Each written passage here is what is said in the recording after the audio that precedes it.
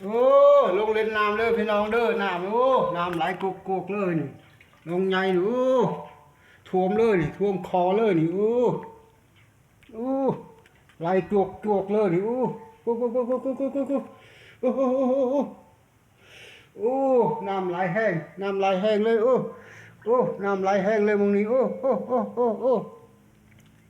น้ำไหลแห้งโอ้สะพานในน้ำไหลแห้งเลยอ่านไปเลยน้ำไหลแห้งเลยตีกลับเลยเลยน้ำไหลแห้งเลยจุกเลยน้ำท่วมเลยห้วยตับท่านศรีสะเกษนี่ห้วยวะกล้วยกวงกวงน้ำมาหลายแห้งเลยปีนี่ท่วมเลยพี่น้องท่วมท่วมเขาท่วมยังมัดเลยมองนี่แต่บนทันเลือกนี่2-3 มือนี่ตายหมดละเขานี่บ่เหลือน้ำก็ตกแห้งน้ำอาบน้ำอาบเล่นเลยเย็นสบายน้ำไหลเชี่ยวแห้งเลยน้ำนี่